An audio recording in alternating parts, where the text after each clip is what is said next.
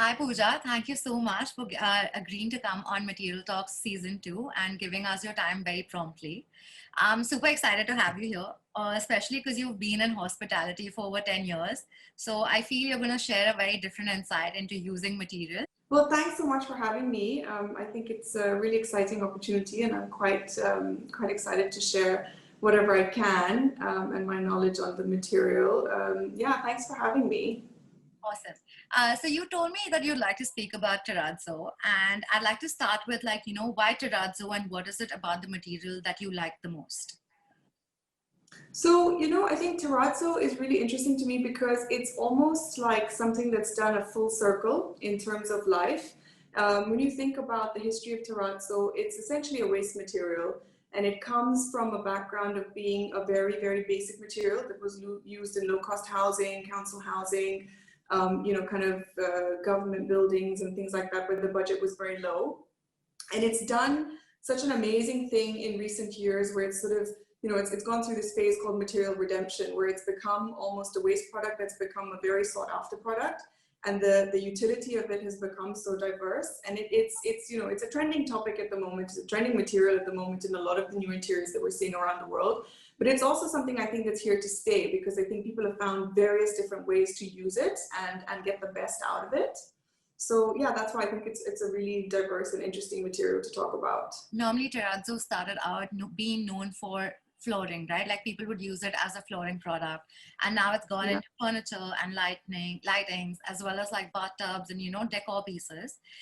In your experience, what do you feel like terrazzo pairs best with? What are the other materials you always go for when you're using terrazzo, say either for your flooring or bigger areas like a wall or a floor?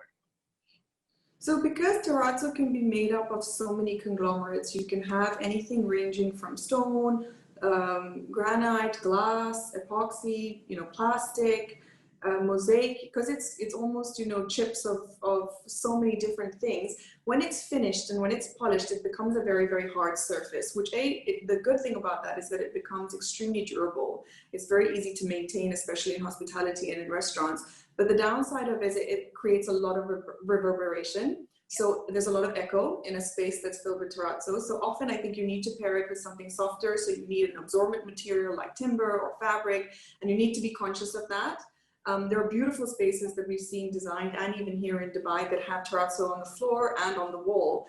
And sometimes acoustically that hasn't been considered, because then it's a very, very loud space. You hear everything, it's bouncing off all the walls and the floors and everywhere. So I think that's an important consideration to make sure when you're using terrazzo that you do pair it with something absorbent, so it counteracts the reverberation. Okay, that's a great tip. So to make sure that there's some kind of acoustic element in your design, to balance out all the echoes that's going to happen, specifically if you're doing like a hospitality or a commercial project, I'd assume. Especially a restaurant, especially a restaurant, you drop plates, knives, forks on the floor, and suddenly, even if there's music, it's kind of, you can hear the echo everywhere because it's just so hard as a material. So whether you're putting rugs or you need to pair it with something soft and make sure that something counteracting that hard surface. So that takes me to my next question. Has there been ever a time where you faced any kind of challenges using this material? Yeah, I mean, it's a good question. So again, because it's so versatile, you can use it inside and outside. Something I learned on the job is that the base that you need to consider when you're using inside and outside is different. Okay. I didn't actually know this till I got to site. And if you use the incorrect one outside, the one you need to use outside is the cement base. It turns yellow, the epoxy from sunlight, the base color. So that's something to be mindful of, again, whether it's on furniture or on the flooring. So you need to be a bit careful about that and make sure that you are getting the correct information from the supplier in terms of the backing, and that you've specified the correct one, whether it's inside or outside, to make sure you don't have those sort of issues later on, because when it turns yellow, it's not, it doesn't look as fresh and as nice. Right. And what about, so, epoxy can tend to be slippery if you're using it on the flooring or in the interiors. Yeah. Do you require to do some different kind of protective coats? Specifically, if you're in a restaurant or a hotel, you're going to be walking a whole lot. So how do you counter that problem that epoxy has? So you can hone it. You can hone terrazzo as well, similar to what you can do to stone. So you can reduce the level of polish. You can basically buff and polish it as much as you want, and hone it as well so that it has a little bit of grip and a little bit of texture. You see, at the end of the day, it is a stone material. It is, it is a natural material that has been used in a different, I like to say a natural material that's been used in an imperfect way, because the beauty of it now, and I think the reason it's become, very, very luxurious, and almost the connotation related to it, where it was used for cheaper and low cost interior finishing, has gone away because of the format and how large you can use it. So, before you'd have like tiny, tiny, tiny chips that were basically waste material. Now you can get large slabs of stone that are uncut and unfinished that you're placing and then pouring over it. So it still has that luxurious feeling of using large slabs of stone, but in a very unfinished manner to create a little bit of a dynamic flooring or a dynamic wall feature. And I think that's what's raised this material to be something different, something that's, okay, so do you have any product designers which are your favorite and the ones who like work only with terrazzo? There's a new company, actually, I like working a lot with local companies that kind of come up, with the clever ideas of using new materials. And there's a new company, I haven't actually worked with them, I've only just found them recently, called Custom Number 9 in Dubai.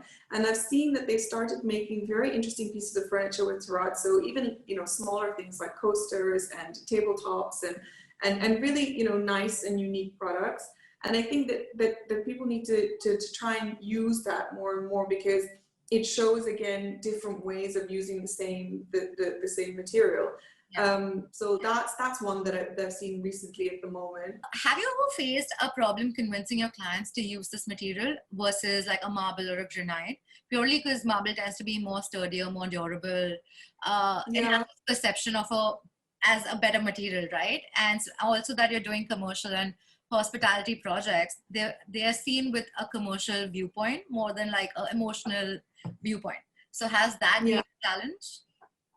So yeah, going back to my initial point, because it historically it's been associated with low cost interiors and a low cost material, the initial perception, especially in the Middle East, stone is everything. In the Middle East, if you have excellent stone and if you have really good quality marble, then that really shows the wealth of the project, and that really shows, how much money you've spent in the interior finishing.